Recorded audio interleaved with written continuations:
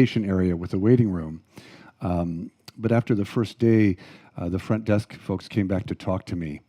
And they said, you know, you're doing great. You saw your folks today. They seem really happy. But everybody in the waiting room can hear your voice. So that was like my superpower right away, right? So I'm glad you can hear me in the back now, but usually this is one thing I don't have to worry too much about. I want to thank everyone who made it possible for me to be here today.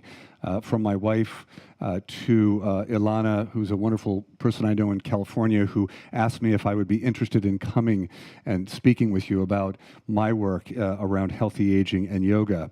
To Elizabeth, who met me in town and brought me over on the boat and has taken incredible care of me, and everyone who's feeding all of us. How about the food and the staff who's making our meals? So, you know, I'm really lucky in what I do now. I kind of hung up my hat as a full-time family doctor about 25 years ago when I fell in love with yoga. And I get the opportunity to travel a lot of places, but not many places feel as wonderful as this place does. So I just want to thank everyone who has created that energy and welcomed us all here. The other thing I want to talk about for a moment is the fact that we spent 45 incredible minutes meditating and chanting. By the way, tonight's kirtan was just fabulous. The energy was just really great tonight. I just loved it, and thank you for that. But what I know about human beings is that oftentimes our ability to concentrate wanes at about 20 minutes. And although we were doing a certain kind of concentration that was personal, could I invite you in a very mindful way to stand for a moment and come out of your chairs? And while you're standing, doesn't that feel great? Especially those of you sitting on the ground. I heard from a few of my friends that came last night that didn't know what satsang was going to be like. They had no idea they were going to sit that long. So, and then do a little shifting from foot to foot, because we're in kind of closed quarters and we want to be mindful of our neighbors. But also, you might, as you kind of shift from foot to foot, look side to side. And I'm already getting some wonderful smiles from people in the audience. So smile at the person next to you. It changes your biochemistry, right? It gives you maybe a little dose of that hugging response where we get a little oxytocin, maybe a little side of serotonin and a splash of dopamine for good measure. And then take a moment while you're up and you settle back into your center place. And I know that many of you are sitting with friends or family or traveling companions, but look around at someone who you aren't traveling with and say, "Hi, my name is." Just take a moment to do that if you would. "Hi, my name is Baxter." It's good to meet you.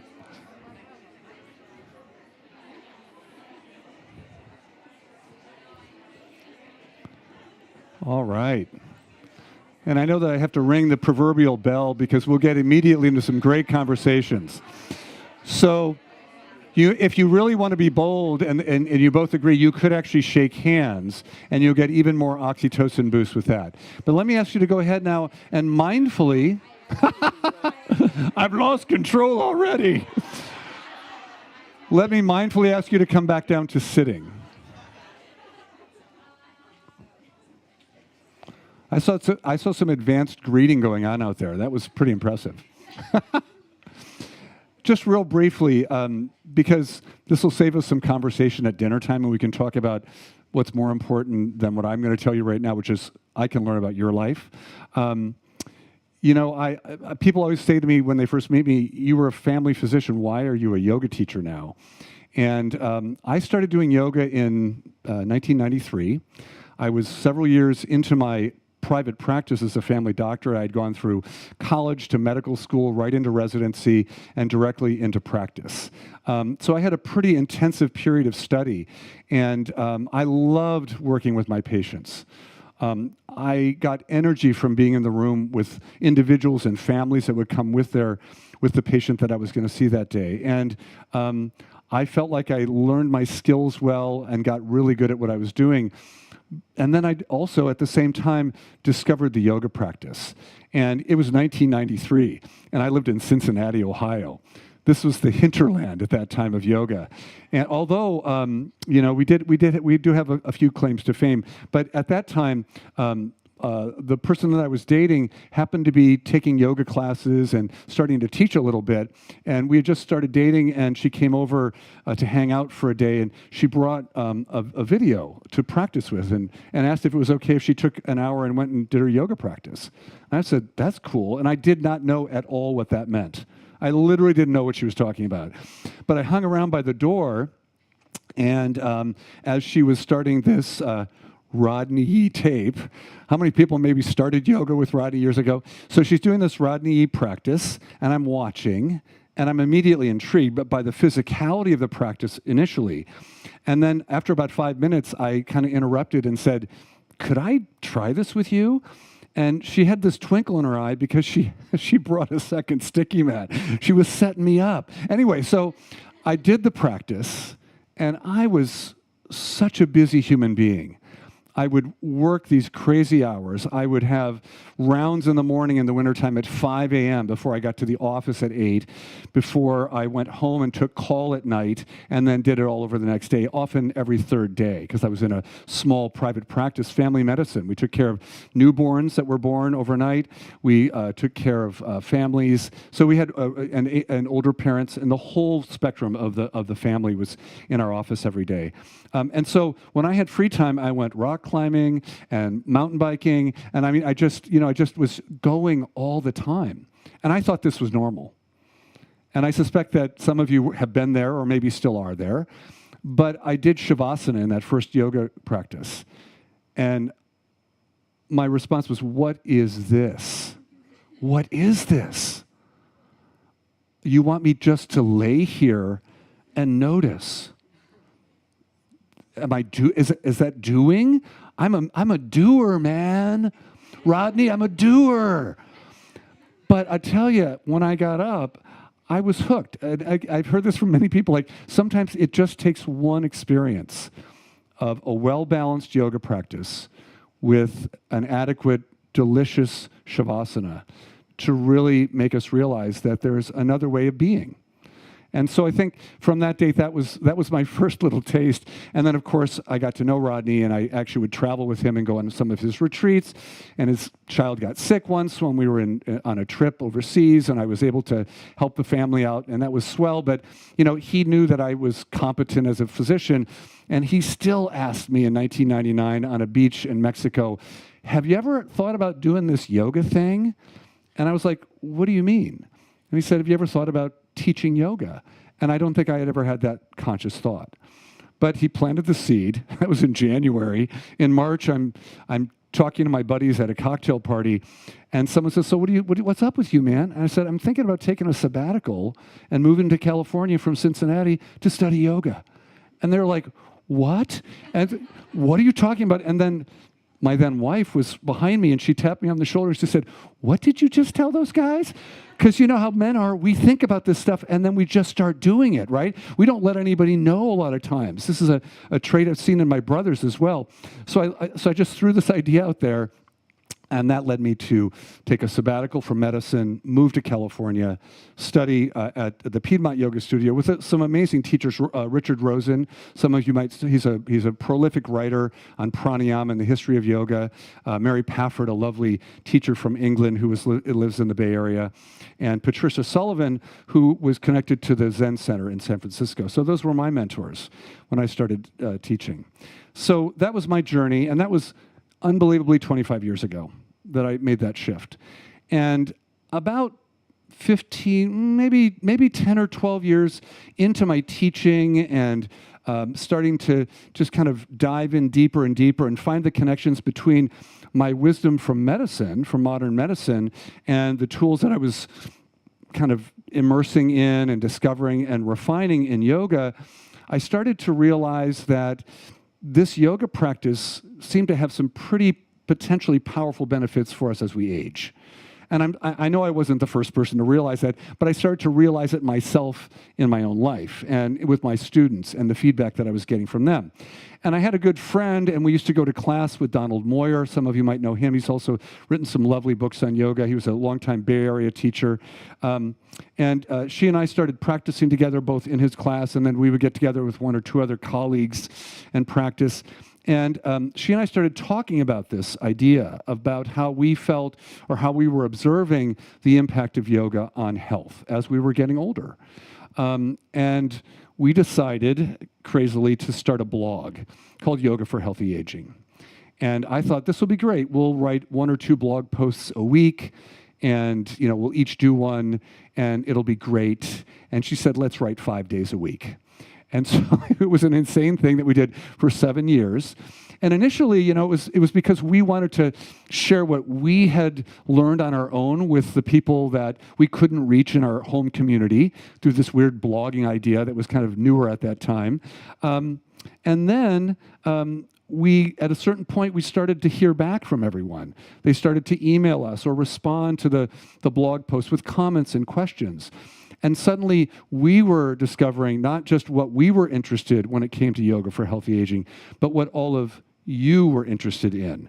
And so really, for the last 4 years, almost all of our writing was about what other people wanted us to tell them about and dive into in different topics. After we had been doing this for 7 years, we finally decided to put together an actual immersion where people could have an experience. There would be some lecturing on different topics. There'd be some experiential stuff.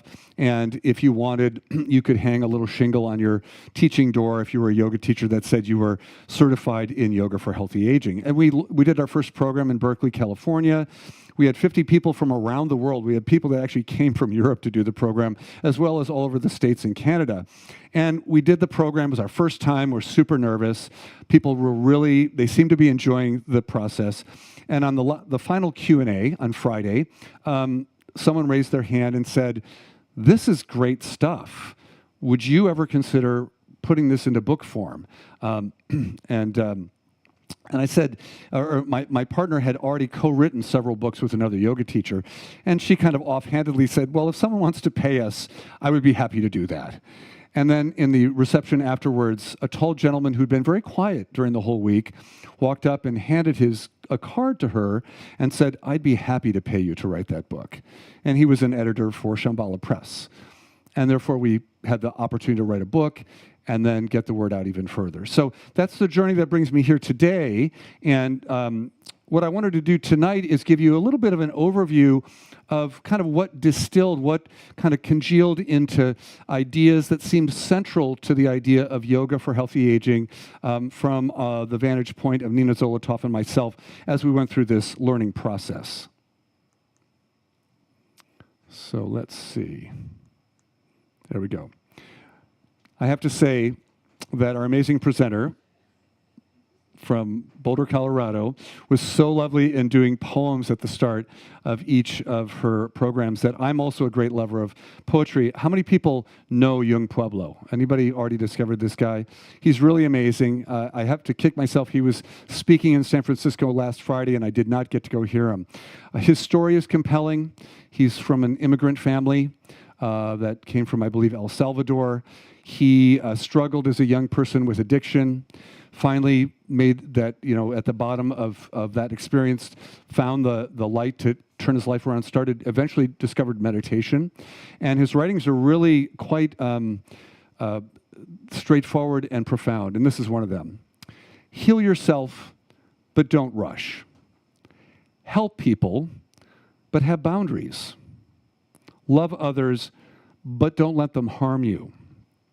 Love yourself, but don't become egotistical. Stay informed, but don't overwhelm yourself. I'll say that one again. Stay informed, but don't overwhelm yourself. This is easy to do right now.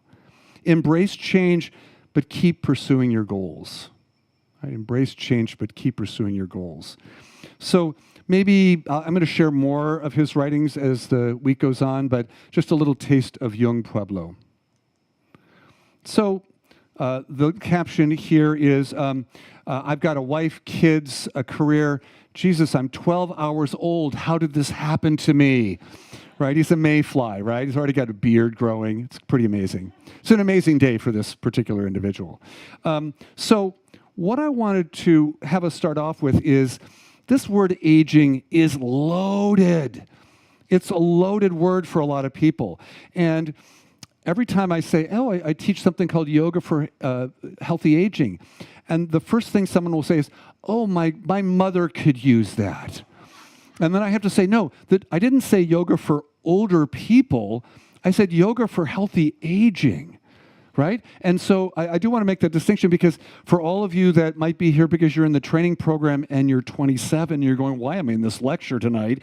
It's because if you start now, you'll be way ahead of me, because I didn't start till I was in my mid-30s to do yoga. So, wherever you begin the path is great. It's going to be beneficial whether you're 22 or you're 77. The fastest growing demographic of yoga practitioners in the United States are people over 65 right now, which is pretty amazing. New practitioners, right?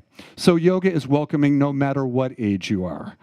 So what I'd like you to do, you smiled, you introduced yourself, you might have touched hands or had a little embrace. I want you to take a moment. Think about, when you think about aging, think of 3 words that come to mind to you. Just, without a lot of filters, just 3 words that come to mind to you. And then using your library voice and leaning in a little bit, share that with the person you introduced yourself to a moment ago. So just take a moment to think about, what does aging mean to you? The word aging. Take a moment and just share 3 words that come to you and think about that. All right, and I will ring the proverbial bell shortly. Or I'll have you give me some drums if we need to. And if you're not sharing, at least share with yourself. Maybe repeat those 3 words or ideas with yourself.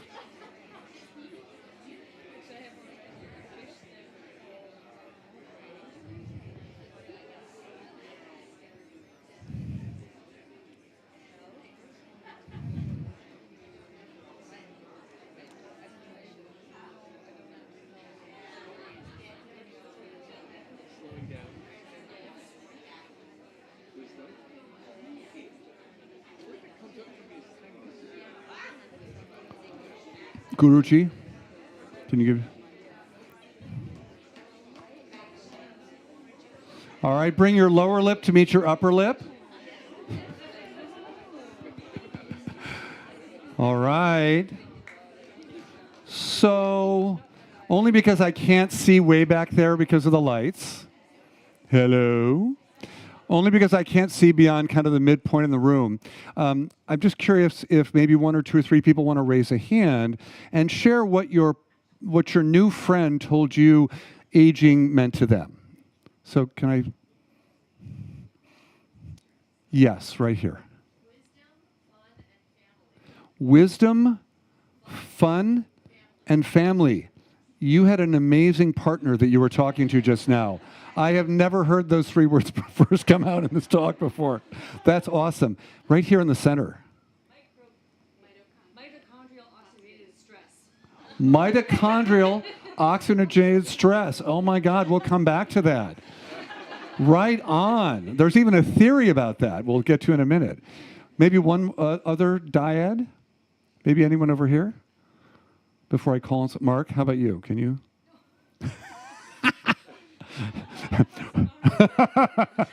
No, you can tell what I said. Oh, you can tell what I said. Yeah. He said slow down, wisdom, and kindness. Kindness, Yes, wisdom, and what was the first one? Slow down. Slow down, slow down. Pretty Now nice that could be words. slow down, or it could be slow down, right? That could be positive or negative. It could go either way. Interestingly, over 80% of Americans, when asked about aging, have what we would call a negative mindset around aging, about 80% of people. Meaning that if you had a conversation, honestly, with most folks, they would have a very bleak or negative outlook on what it means to get old, to go through the aging process. That's not true in other countries. There are several Eastern countries where it's the reverse. It's actually rare to find people who have a negative mindset around the process of aging. And we might get into that a little bit more in tomorrow or the next evening's talk, because I think mindset is a very interesting thing to consider, how we change mindset, and some pretty interesting newer research on the fact that it's in some ways not that difficult to actually change mindset with certain ways of approaching it. Wouldn't that be great in all of life if we could do that with all things? So what I am curious about is what are the key features of aging for you? And what are the negative aspects that come up for you when you think about aging? And what are the positive potentials of aging? And do you have an example of an elder adult who is aging well in your experience? And this is very, very interesting to note. Even if you have one person in your life who is aging with certain qualities, such as they still are involved in community, they still are usually involved in an ongoing learning process. They often exhibit kindness and generosity are some of the characteristics. They also are resilient in the face of the illnesses or the things that happen in their life that are negative as they get older, that increases your chance of personally having a positive mindset around aging, which has been shown to increase lifespan significantly. We can talk about that later as well. So, on a very dry scientific level, right? This is like when I read this, I go, wah, wah, right? The process of aging is defined as the process, aging is defined as the process of a system's deterioration over time. So that's an accurate scientific description when you're observing all species as they go through their life cycle. And in fact, all living things do age, though at very different rates. Think about even your cat compared to your dog, right? Cats sometimes are around I have friends who have 25-year-old cats now.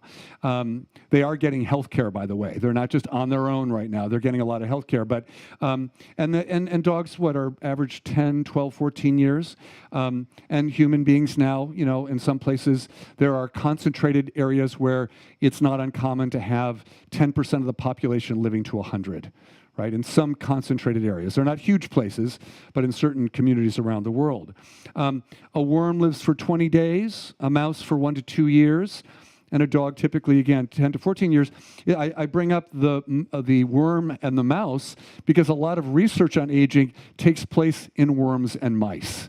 And why is that? Because their lifespan is shorter, so when you're trying to influence things that might lead to longevity in particular, or health over the length of the life, you want to be able to do that in a concentrated window where you can get more valuable information in a short period of time.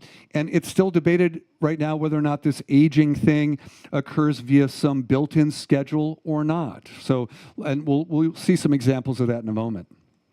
I think this is so fascinating. So I didn't think I was going to use this, but I think I can. So is my pointer working? Can you see the little red dot? So, this is just a superficial thing. This doesn't tell you whether or not this worm is happier than this worm, but this is a 3-day-old worm, and you can see how smooth the exterior is, right? And then look at this one at 10 days. You can already see that the exterior is changing, right? It's starting to show the process of aging. So even in the worm, the aging process comes to knock on the door. So this brings us to the question, so what is aging? How does it happen? Is there anything we can really do about it, right?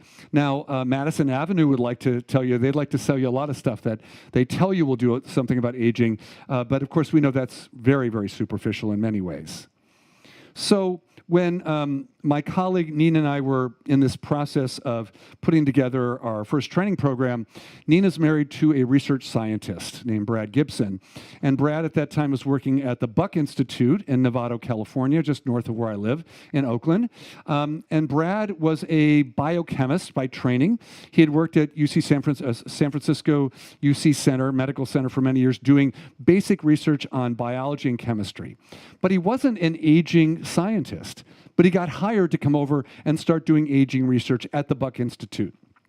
And so after we started kind of putting together these programs and designing asana practices for people and trying them out, we wanted to launch an 8-week program, and we decided we would offer it for free. Now, Brad and Nina have been married for 25 years already. Brad had never, ever expressed any interest in yoga until at dinner when I was there, we mentioned that it was going to be free.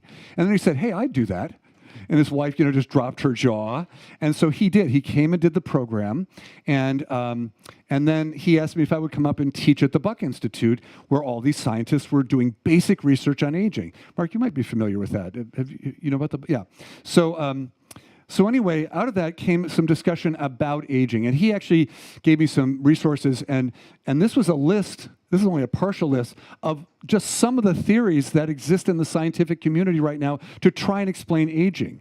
Right? And I have highlighted the ones that are in bold print: neuroendocrine theory, free radical theory, the caloric restriction nutrition theory, the waste accumulation theory. This is where that oxidation comes in that you mentioned earlier. And yet there are more. Hold on. And then this whole list, you'll notice that Brad's list of favorites did not include Andrew Weil's favorite one, which is the Hayflick's limit theory, which says that our cells are limited in the number of times they can reproduce before they go to sleep or become senescent. But he did also like the order to disorder or entropy theory, the mitochondrial theory, and the antagonistic pleiotropy theory, which I have no idea what that means.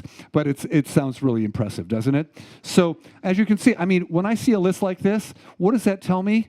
We don't really know still all that much about aging. We're still gathering data. We're still learning more day by day and week by week, but there's still a lot of disagreement in the scientific community on why and how we actually age. However, all these scientists in places like the Buck Institute and other research facilities around the world have come together and created a new discipline called geroscience. And they have what they call their 7 pillars of aging. And some of the topics that they look at and look for the interconnectedness of things. And this is what's so great about this particular branch of research. Instead of honing in on just one thing that would explain aging, they're actually saying, let's look at the mixture of things that influence the aging process, such as how metabolism might change as we age, or the macromolecular damage that happens to our cells over time, or the epigenetics. I don't know about anybody else, but I love epigenetics. Who out there loves them some epigenetics? Right? Epigenetics is all the stuff around our genes that turns them on or off. And that includes all of our lifestyle practices like yoga. Right? So I can have a genetic predisposition to something like Alzheimer's disease, for instance, which we're going to talk about in 2 days henceforth, and yet my lifestyle practices can reduce my risk by close to 50%, even with a higher chance of problems based on my genetic DNA makeup. So inflammation, another hot button word these days, right? When we dig down into the seed of most of the diseases of aging that we see in the Western world, inflammation is almost always present early on, and it's thought to maybe be a kickstarter or a trigger for a lot of the aging process. And on the other hand, with the proliferation of a lot of great yoga research in the last 25 years, we also know that yoga can have a very interesting positive impact on systemic inflammation in the human body. Adaptation to stress. Probably maladaptation to stress versus healthy adaptation to stress. And then changes into proteins and also stem cells. And again, that idea of being able to regenerate our cells over time again and again, that allows us to renew our tissues in the body. So they basically, these gerosciences are actually talking with one another and trying to say, where are the common intersections where these things actually influence one another so that we can have a more realistic assessment of aging as a very complex thing and not something that's very simple that can be explained by just one simple biological variation. So, with all that in mind, are there any conclusions that we can make? Well, if somebody out there tells you they can slow, stop, or reverse aging, be very skeptical. If scientists can't even agree on why or how aging is taking place, how can somebody selling you a facial cream know more about that, right? So be a little skeptical about that. And my teachings and the teachings in this yoga for healthy aging idea have really always been about healthy aging, really not about slowing, stopping, or reversing the aging process. We can have some interesting influences about how quickly some changes that are going to naturally take place. For instance, as we get older, we have some changes in the musculature of the body called skeletal muscle atrophy. Let's all say that together. Skeletal muscle atrophy. And, you know, this is interesting because when we interviewed a scientist who devotes his entire life to studying skeletal muscle atrophy, he said, this was a quote from him, he said, you know, this is considered by the Western medical community to be a normal part of aging. Like, as you get older, you should just expect that you're going to lose muscle mass and strength over time because, you know, it just seems like that happens to everybody. But we also, he said, but really the truth is that you can have influence on this. I was so pleased. He wasn't a yogi. He just said, you know, people that actually maintain certain levels of physical activity as they get older show almost no evidence of this until much later in life. So that's an actually proactive habit that I can form that's going to actually influence my particular course of aging over time. And so anyway, just keep that in mind. That as I go through my talk, I may bring up other things that influence how we experience aging, but hopefully it won't seem like I'm selling you some snake oil as I do that. So I just wanted to mention that there are seven dude ages, and this is where there's baby dude, really little dude, and then eventually you go to the little dude stage, finally dude, and then later on there's old dude, really old dude, and majorly old dude. So if you know a healthy, majorly old dude, remember, that's a good thing. So the caption here, the physician's meeting with his patient, you're 57 years old, I'd like to get that down a bit. So when we were writing about yoga for healthy aging, and we were gathering information from people, it was weird. There were like 3 silos of questions and curiosities that came up over and over again. And they fell into these categories. And I'm going to break each one of these down in a moment. So if the first one is probably the only one that might be a little mysterious, but they fell into these categories. Compress morbidity, maintain independence, and cultivate equanimity. And so we'll talk about each one, and some of the topics I'll be talking about tomorrow and on the next day will have bearing on that as well. So let's talk a moment about compressing morbidity. So morbidity is the number of years that you spend in ill health over the course of your lifetime. All right? Now, I do not have a little book at my house where every time I get a significant illness that lays me up for more than a week, I jot that down. But some of us have had significant health issues in younger life or in midlife or as an older adult where we might have been going through an illness and treatment and recovery that may have lasted for several years. Not uncommon with cancer treatment, right? Could last a year to 2 years to 3 years and sometimes longer. So, you know, if you've had those experiences personally, you know that you've spent part of your time in poor health. And so longevity is the overall number of years that you're going to live. Does anybody know right now how long they're going to live? I'm just curious, because I want to talk to you after the talk, if you do. So this is the great mystery, right? It's not till the day I check out, I'll go, wow, I did pretty good. You know, I beat the average. But we talk about this a lot, right? We talk about longevity, and there's so much research going into extending lifespans, right? And I always want to say, yeah, but am I still going to be able to, is my mind going to be sound? Is my body going to be sound? Can I really have a rich, meaningful life if I do live to 120, right? As we talked about at dinner the other night. I'll go there if we have that along with that. So longevity is an interesting idea. In this idea of yoga, of healthy aging, we're really trying to compress the number of years that we spend in poor health, which then expands what we call our health span, right? So the converse of compressing morbidity is expanding or lengthening our health span. The number of years that I'm healthy during my lifetime. And we do that through physical, mental, and emotional promoting practices. And those could fall outside of the realm of yoga, for sure, right? There are other things that I do in my life that aren't defined typically as yogic, even though I might bring a yogic mindset to what I'm doing, you know, so they might have, they're on the borderline.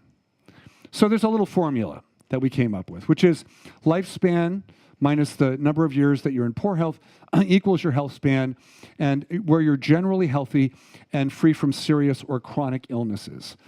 Although lifespans have certainly expanded over the last 50 or 60 years, through hygiene and antibiotics and improved nutrition, we still have this problem where a lot of people in the United States, probably in the Bahamas, and many places around the world, Israel and other places, middle-aged and older adults can suffer a lot of years of poor health. My ex-wife's grandfather, vibrant man, loved to sing in church, had a stroke at age 60. A significant stroke at age 60. So physically, on the physical level, he was not showing overt, obvious signs of poor health, but he had something predisposing him to his stroke, and he had a huge change in his cognition. He usually didn't recognize people. His emotional regulation changed dramatically after the stroke, and he had to live in a nursing home because he required so much care. So he actually lived for another 10 years in this state, which was challenging for not only himself, but for his family as well, right? The whole family community suffered because of that long period of poor health in his life. There's a book called Younger Next Year. The authors' names are there in the subtitle. And they have 3 really kind of cool, kind of simple, straightforward charts that they put in their book. And on the top chart, it's healthy as at the top and you're dead at the bottom, and then the number of years. So pretty straightforward information there, right? And basically, when you're not involved in any wellness promoting activities, the chart shows that, even just, again, after 45, 50, 60 years old, the descent to poor health and finally death is pretty precipitous and continuous. However, if you are doing some wellness practices, we'll just use that as a general term, you can see that for these folks, there's oops, didn't want to go there yet. Let me go back. There's a kind of a gradual slope that goes down slowly, maybe imperceptibly, to somewhere around 70 or so, and then sometimes something more significant will happen that will lead to death. However, the data was showing that when you applied body, mind, spirit practices to the wellness program, you actually could see a rise in health once those things were applied for a period of time, and then certainly a gradual decline, but usually the drop-off was much later in life, right? So these folks were probably more likely to have longer longevity with a longer health span as well. So that's a little bit about compressing morbidity. And the tools of yoga are great for that. We're going to talk about what I call the 4 essential physical skills that support that. In fact, our 2 classes will look at power and stability in the foot and ankles, what we're going to dive into tomorrow, for those that are interested. And then on Friday, we're going to look at power and stability in the knees and how that feeds into yoga for healthy aging. So again, just taking a moment to think about independence. And what I want you to think about is what would you like to be doing 5 years from now that would be a very clear example of that you've maintained your independence over that time frame. So from today, 5 years from now, what would you... Now, let me also say that if you're saying, well, come on, Baxter, I'm 32. I'm going to be 37. That's not a big deal. So you can then add 30 years to that, right? So you can say, in 30 years, I'd like to do this. So kind of, depending on where you are in your life cycle, take a moment to think about what would you like to be doing 5 years from now that represents you experience a feeling of independence in your life. Okay? So think about that for a moment. Okay, and then quietly share that with your new pal, or a different one if you said hello to 2 people. So take a moment, share that right now. What would be an example for you of being able to maintain independence 5 years from now, or 10, or 40, whatever it might be? And if you're kind of sharing this with yourself, kind of think about that, because this can be a valuable exercise. This taps into the values we talked about last night in last night's lectures. What do you value that you want to be able to do 5 years from now?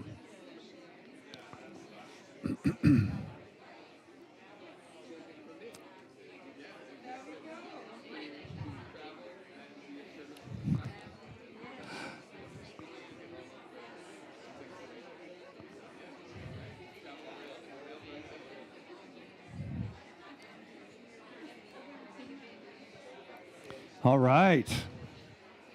Juicy sharing. So can I again have a couple different people Maybe something your partner just said about independence, what they want to be doing 5 years from now. Maybe anybody on my side row over here who's going to represent. Anyone? It's funny, you were talking so well just a minute ago. Yes.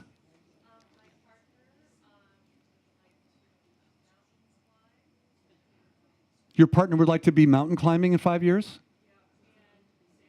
And sailing. So some physical activities that are going to require that you kind of keep some stuff happening between now and then. Yeah. How about in our row down here? Anybody out there have something they could share with us? There was some great, I saw some really rich conversations going on. Yeah. So we both actually said something along the lines of being mobile, whether it's like being traveling or just being open to the change and moving around. Yeah. I've had so many people recently say, you know, I've decided not to travel anymore. I don't feel it's X, Y, or Z for me anymore, right? They've kind of met a threshold of discomfort where they don't think they can do that safely as an older adult. So it's a big thing, right? Yeah. How about in the middle? Anybody in the middle? Or even that first row in the back? I can kind of see you out there. Anybody? Oh, wait a second. I saw a hand pop up. Was that Elizabeth? No. Go ahead.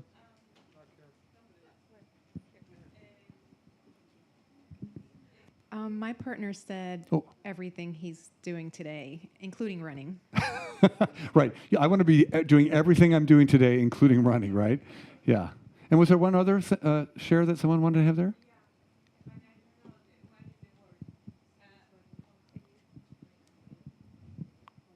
¿Cómo se dice? ¿En español? I don't know. Maybe. Rather is here. Coincidimos. Coincidir. Only coincidir. Only coincidir. Who's our translator? How is it? ¿Cómo se dice coincidir? In English? Coincide. Oh, Coincide. Yeah, we coincide the same. Oh, Yes, amazing. Oh. Well, yeah, this time, no? I think we search the spiritual life, no? Mm-hmm. Yeah. Yes. So you want to be able to really keep diving into the spiritual life. Yes. Yes. Beautiful. Yes. Beautiful. Yes. Yeah. Thank you. How many people had something that was more on kind of the mental, emotional level of feeling 5 years from now that wasn't just about doing a thing? Anybody have that come up for them? So, I mean, also, I want to think about, Ariel brought up the values list. I love that list, and it's something that I've seen used in nonviolent communication as well, identifying the things that you really value so you know when the hairs on your neck raise, you can kind of go to your values versus going after the person. It's probably challenging something you value, right, when you realize what that is. So when I think about the things that I want to be doing 5 years from now, they usually are in alignment with the things that I value so much right now. My ability to be in community through music with my friends. I make music regularly with friends. My ability to travel with my wife.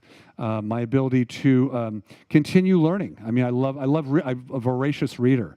So I want to be able to have a mind that can still be comfortable sitting down for an hour and being able to absorb new stuff. So on many levels, I think that this idea of independence is important. And in fact, there are usually three aspects of independence that we identified that were important to most people as we were gathering information about this. Number one, daily self-care activities. I mean, think about it. When was the last time you sprained your ankle and suddenly life got really, really challenging, right? Being able to dress and shower and use the toilet and getting up and down from a chair. So I'm a huge observer of human behavior. So whenever I go into a new environment, I'm looking at how people get in and out of chairs. It's really weird. But I'm trying to identify who's struggling right now with that aspect of aging that we might be able to impact by improving their transfer ability. Maintaining activities that we love, right? The stuff we love to do, mountain climbing and biking and tennis and whatever it might. Getting out of the house and into the world and continuing doing work that gives shape to your day. Literally, my mom's 89. She does live in an assisted living apartment, but you know, she actually has like a daily schedule. It's simple in some ways, but she goes, yeah, listen, I can't, every time I call her, listen, I can't talk for long, I have to go down for lunch. There's a jockeying for the table at the lunchroom every day at where she lives. But she's got this schedule that kind of gives structure and meaning to her life, right? And then meaningful activities where we really dedicate ourselves to something beyond ourselves. So these are the areas where most people identify the importance of maintaining independence. I would also challenge us to think about how do we maintain interdependence. Because really, when we step back just a few inches, it's hard not to acknowledge that I couldn't have gotten here without the pilot of my plane, without the baggage. I mean, just the list of people that had to be in my life. I was interdependent with those people, right? So, independence is fine, but we live in community, and we should probably dedicate some thought to that as well. How do we maintain interdependence?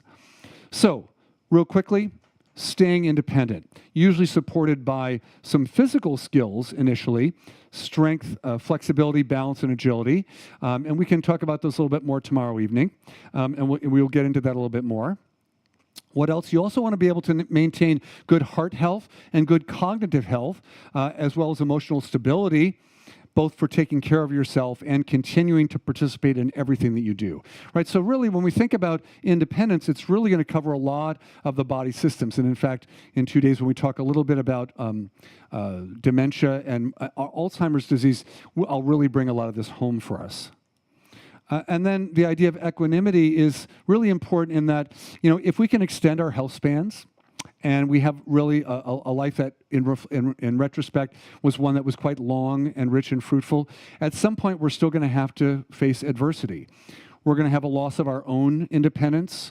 We're going to have losing people that we love. You talk to a lot of people in their 90s, and in some ways they're ready for the transition to whatever comes next because all of their friends are gone, and what holds them here is no longer as strong as it was before. But, this can be challenging as it's happening. There are other difficult changes. Changing our stage of life, giving up the career that gave meaning and purpose to our life can be a big thing for a lot of us. And then, of course, approaching the end of our own life. And I'm really excited for the Death Cafe that's going to be happening. Is that tomorrow? Dear Heart, is that tomorrow? Friday at 2 p.m. So you'll learn more about that coming up soon, but, where we actually are moving more mindfully towards the transition to death. And just keeping in mind that there are different definitions of equanimity. This is one from the American Heritage Dictionary. The quality of being calm and even-tempered, having composure, an evenness of mind that is calm, and firmness of mind that's not easily elated or depressed. I love that, right? That idea of kind of homeostasis of your being, and the state of being calm, stable, and composed, especially under stress. Especially under stress. And I think this is probably a definition in some ways, or it's related to resilience, right, Ariel, in some ways when we think about this. And what's so beautiful about tying this back into our yoga practices, maybe the final thought that I will leave you with, is that we know from the Bhagavad Gita that yoga is actually defined as equanimity by one point as Krishna is talking to Arjuna, right? And really it tells us that equanimity allows us to face difficulty and change with a steady and quiet mind. So, gosh, I have a whole much more I was going to talk about, but as presenters know, it's always good to have more than you need than not enough. So I'm going to stop there with my slides. I have more. And what I would like to finish with, if you're willing, because I know we have some finishing prayers that we'll do and some announcements, is if you would bear with me, I would like to share some music with you for just a moment. Would that be okay? So since the age of 5, when I was pestering my mom to play the piano, because somehow my grandmother had a baby grand piano in her living room. I don't know how that ever got there. I never heard the story of how a barber's wife got to have a piano in her living room. But I used to go and sit on the piano bench with my grandmother, and she would play that song where you could play those high notes along, and it sounded like you were a pianist. But there were 3 notes that you had to play. And I guess I said, Mom, I want a piano. Can we get a piano? And my mom was a teacher, and my dad was just starting out in his work, and they didn't have any money or space for that. So somehow she convinced a woman from Germany who was teaching violin in Toledo, Ohio, in 1965 to take on a 5-year-old as a student. She had never done that before. So I'm not going to play my first song that I ever learned, because you know what it is, right? Well, I will play it.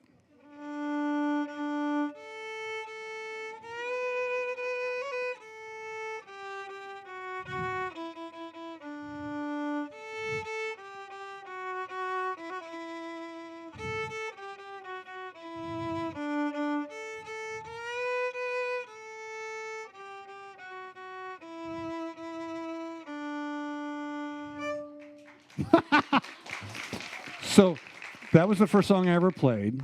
And after my first recital, where we got popsicles, I went home and said, Mom, I'd like to have another recital. And I went around the neighborhood, got my friends. They came over. I stood on the step in the front of the house, played that song for them, and we all got popsicles. So that's called a high-value treat. And it got me playing violin all the way through my graduation from high school. So this is a song that I think some of you know. And I wanted to play this for you because, for me, it's really a song about spirit. It's about the spiritual path.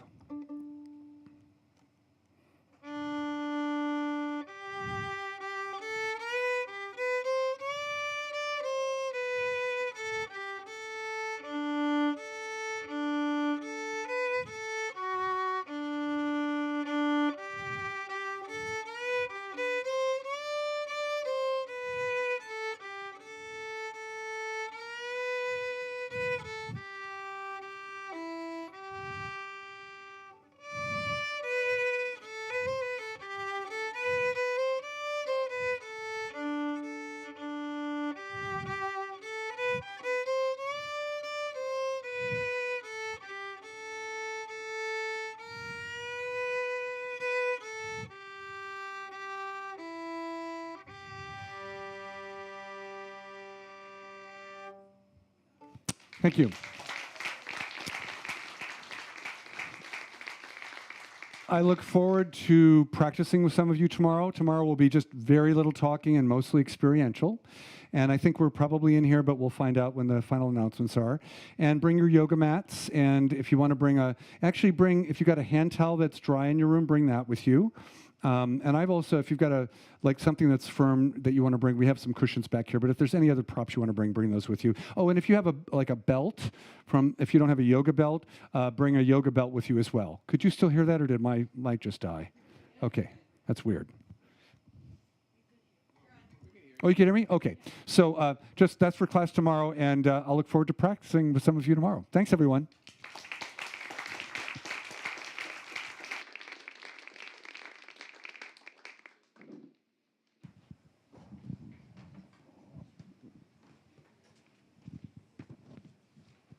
We would like to thank very much Baxter Bell for this wonderful talk. Let's give him a big hand.